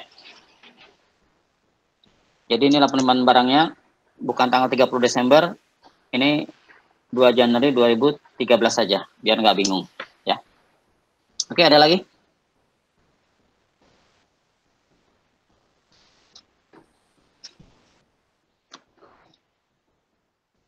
Ya, dari yang lain ada lagi? Nah, kalau nggak ada tugas hari ini semua mahasiswa sebelum jam 12 malam masing-masing email ke saya ke fadlir.81@pekenstan ya. Modul 1 yang sudah saldonya balance, linknya udah bener. Ya, semua mahasiswa ya, bukan diwakilkan kelompok. Karena ini diharapkan semua mahasiswa bisa menyelesaikan Excel ini, ya. Ya jangan ngopi ke temannya aja, tapi paham cara dan juga teliti cara buat linknya, cara buat jumlahnya. Jadi koreksi tadi kita udah sepakati, ada tambahan 2 koreksi, ya kelompok 2 ada 5 koreksi, kelompok 3 ada tambahan 2 koreksi, ya, sehingga Excel-nya perlu dilakukan adjustment lagi. Terkait dengan kertas kerja, tadi sudah disiapkan ini semua kertas kerjanya yang mengacu kepada program audit. Program audit mengacu kepada tujuan audit. Ya, mungkin ada beberapa yang tidak clear ya. Tadi sudah saya clearkan laporan penerimaan barang tahun 2013 biar nggak bingung. Kemudian yang PT Yuki belum mencairkan bilet girionnya pada tanggal 28. Ada lagi yang perlu diklarifikasi biar nggak bingung? Ya, kertas kerjanya sudah lengkap. Ya, pengujian terkait dengan pengendalian yang sekaligus juga dengan substantif transaksi sudah dilakukan ya, conteng tadi ya, kelengkapan dokumen, otorisasi itu terkait ya, silakan. Pak, yang MM12 saya boleh bertanya cara ngisinya, Pak? Soalnya MM12 kalau yang MM12 ini kan konfirmasi. Ini analisis, ini kan mirip dengan yang kemarin ya. Ini hanya alat auditor, terutama kalau dia punya hutang banyak atau punya piutang banyak, dia kan perlu membuat keputusan. Misalkan dia kirim konfirmasi 300 konfirmasi, yang balik 200. Kira-kira cukup nggak? Kalau udah cukup, ya udah dia tidak perlu kirim ulang. Tapi kalau nggak cukup, dia kirim lagi, sekali lagi. Datang lagi 20, masih 80 nggak menjawab. Nah, 80 nggak menjawab, apakah seluruhnya akan dicek dokumen, membutuhkan waktu banyak sekali itu. Ya, jadi ini hanya untuk alat analisis langkah apa yang akan auditor lakukan terkait dengan kecukupan bukti. Kalau ini kan clear nih, hutang nggak ada masalah, udah selesai nih. Ya, ini nggak dilakukan juga tidak apa-apa, karena udah bisa terjawab, dua-duanya menjawab 100%. Ya, iya Pak, secara teknisnya nggak tahu cara ngisi sebenarnya gimana Pak. Soalnya begini, saya udah cek bukti sebelum kertas audit sebelumnya yang 2011 audit utang. Saya bandingin cara nulisnya sama yang nulis piutang kemarin. Itu beda caranya Pak. Harusnya sama. Ya, jadi di sini kan ini kalimat bahasa Indonesianya menurut konfirmasi, kembalikannya ke bahasa Inggrisnya. Confirm balance, report differences, not reply, ya, itu aja, dikembalikan ke sana. Itu kalimatnya disesuaikan dengan kalimat bahasa Inggrisnya sehingga lebih mudah dipahami, ya. Kalau ini kan yang dikirim cuma dua-duanya menjawab, cuma yang satu angkanya report difference yaitu beda, yang satu angkanya cocok, ya intinya begitu kalimatnya, ya. Oke, ada lagi? Berarti ini misalkan pun kita beda cara nulisnya nggak apa ya Pak ya? Intinya substansinya kan paham tadi. Kirim konfirmasi itu reaksinya pertama tidak menjawab, yang kedua menjawab dan confirm balance-nya cocok sesuai, yang ketiga menjawab balance-nya tidak sesuai. Itu aja intinya. Ya, dari pertama jumlah konfirmasinya, kedua angka rupiahnya. Ya, substansinya itu aja. Ya. Ya, makasih Pak. Ya, ada lagi? Pak, izin bertanya Pak. Ya, silakan. Yang mau tanya yang apa? Yang pare di M1 Pak. Oke, tolong pare M1. Ya. Nggak ada parenya. Itu angka 52250 itu asalnya dari pare, nggak ada parenya nih. Yang Yuki yang 250 yang pertama, dari yang koreksi pertama, yang nomor 6. Coba lihat koreksi nomor 6. Nah, 525. Ya, ini dia. Ya, 50 unit. Yang belum diterima, yang tadi tanda terima barangnya harusnya 2013, biar nggak bingung. Oke. Oh iya. Terus yang selisih dengan antara apa? Antara konfirmasi dengan catatan buku si PT Peta yang 101 dengan 138 itu diacukan saja ya Pak? Yang mana? Yang tidak mana? Masuk ke dalam pare. Oh, ini kan tadi udah dijawab. Bahwa PT Peta sudah bayar, ada bilet gironya tadi di buku banknya PT Peta modul 4. Ya. Tapi Yuki belum mencairkan. Itu urusannya Yuki. Kenapa dia nggak mau cairkan? Oh, oke Pak. Makasih Ya. Pak. Ada lagi yang lain? Ya, jadi pekerjaan auditor mengeksekusi program audit. Bukti dieksekusi, di programnya diconteng. Kalau ada ketat kerjanya, ada indeksnya. Sudah, ini aja buktinya. Nah, bukti ini auditor pikir-pikir, bisa nggak membuat kesimpulan audit? Ya, apakah memenuhi kriteria bukti yang menyimpulkan? Belum, tambah lagi. Karena kan bisa membuat kesimpulan audit, di teorinya kan kombinasi bukti. Bukti konfirmasi saja tidak cukup untuk membuat kesimpulan wajar. Bukti pemeriksaan fisik saja tidak cukup untuk membuat kesimpulan wajar. Sehingga perlu bukti tambahan tanya jawab, inquiry, perlu tambahan bukti dokumentasi. Nah, sudah, sehingga auditor bisa menjawab terkait dengan persediaan, memang persediaan itu ada, memang lengkap, valuasinya tepat, klasifikasinya benar, kemudian nilainya juga tepat, ya, nggak ada yang barang usang. Itu dari bukti tadi, pemeriksaan fisik, tanya jawab, dokumentasi, baru buat kesimpulan. Persediaan wajar. Ada usulan koreksi, dengan catatan usulan koreksi diterima. Kalau usulan koreksi nggak diterima, balik ke perencanaan materialitas. Untuk persediaan, batas materialitasnya berapa? Batas materialitasnya misalnya 300 juta. Koreksinya berapa usulannya? 320 juta. Nggak mau dikoreksi, kualifikasi. Ya, ada lagi yang punya pertanyaan?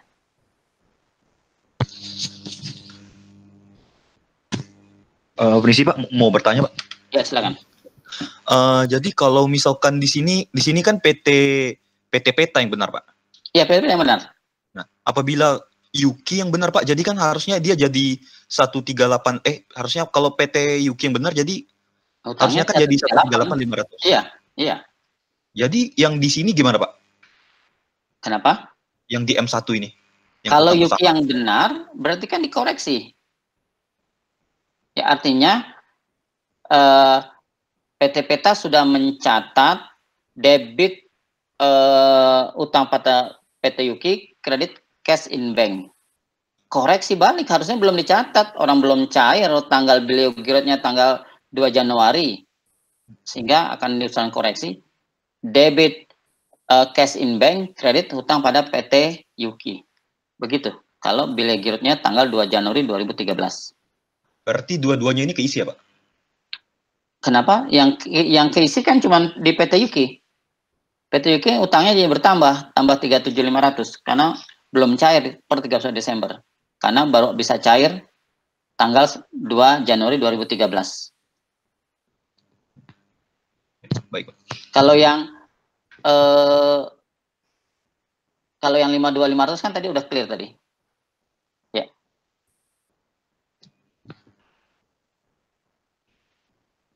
Ada lagi? Jadi kalau ternyata memang PT-PT yang salah, ya ditambahin kredit 37.500, hutangnya bertambah.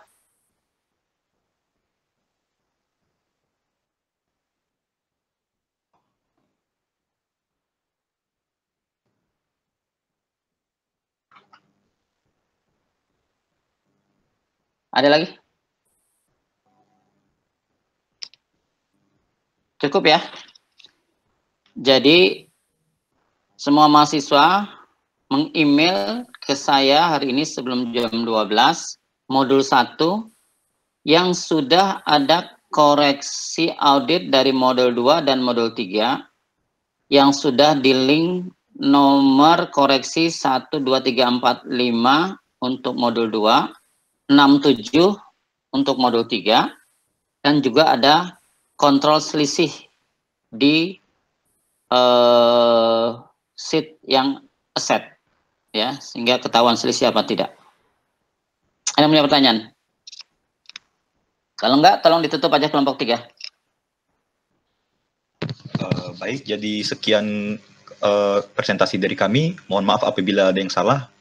Sekian, terima kasih. Oke ya.